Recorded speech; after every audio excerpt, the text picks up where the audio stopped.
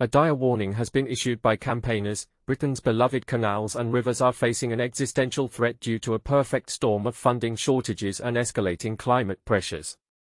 This crisis is not just an environmental concern but also a social and economic one, impacting millions of people and wildlife. The Inland Waterways Association, IWA, an independent charity, has revealed that a staggering 75% of the country's waterways are at financial risk. As the UK braces for heavier winter rainfall and more intense summer droughts, the future looks increasingly uncertain. The IWA's groundbreaking climate risk map paints a worrying picture. Under a predicted 2 degrees Celsius global heating scenario, 99% of navigable waterways will face heightened risks. Areas like the Pennines and the Midlands, where higher ground reservoirs feed multiple canal systems, are particularly vulnerable to worsening droughts. The recent closure of sections of the Leeds and Liverpool Canal due to low water levels is a stark reminder of the challenges ahead. But here's where it gets controversial. The Canal and River Trust, CRT, argues that waterways provide immense value, offering free public access to nature for over 10 million people, saving the NHS an estimated £1.5 billion annually, and supporting over 80,000 jobs. They act as vital green corridors for wildlife, too. Yet, despite the CRT managing around 2,000 miles of waterways, including 80% of Britain's navigable canals, the network's vulnerability was exposed when the Bridgewater Canal embankment collapsed at Dunham Massey earlier this year. Charlie Norman, the IWA's director of campaigns, warns, infrastructure can fail catastrophically, even when well maintained. Climate pressures alone are enough to cause serious damage. And this is the part most people miss.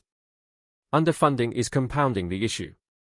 Norman explains, decades of erratic government support, coupled with more frequent extreme weather events, have left many waterways vulnerable to breaches, closures, and mounting maintenance costs.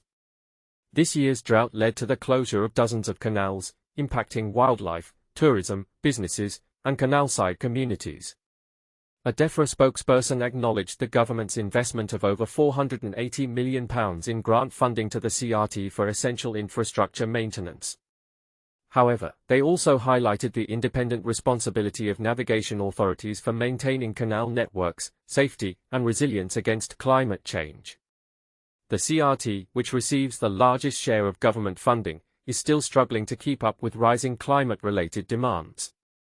Campbell Robb, the CRT chief executive, said, "Emergency repairs alone cost our charity £10 million last winter after 8 named storms.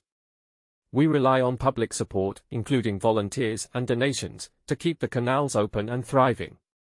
The government must continue to play its part in helping us maintain this vital network." The remaining 20% of the canal network, comprising around 3,000 miles of navigable waterways, is overseen by various authorities, including the Environment Agency, Scottish Canals, and the Broads Authority.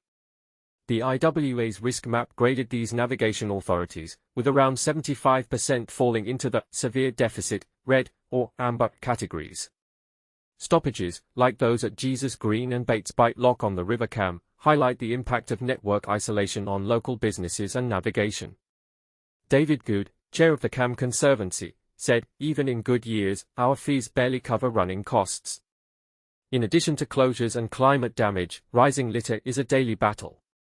Elena Horcajo, who spends hours collecting waste along the Regent's Canal, says, "The CRT's removal of towpath bins due to maintenance costs has made it harder to manage litter. We need more support to keep our waterways clean." The IWA is calling for a government review to establish sustainable, long-term funding. Norman believes, investing millions now will save billions in the future. Increased government investment, he argues, will enable authorities to reinforce infrastructure, reduce flood risk, and support water transfer schemes to alleviate drought, safeguarding navigation, heritage, economic activity, and environmental benefits. Without intervention, Norman warns, this historic network faces irreversible decline by 2050. So, what do you think? Is enough being done to protect Britain's canals and rivers? Share your thoughts in the comments below.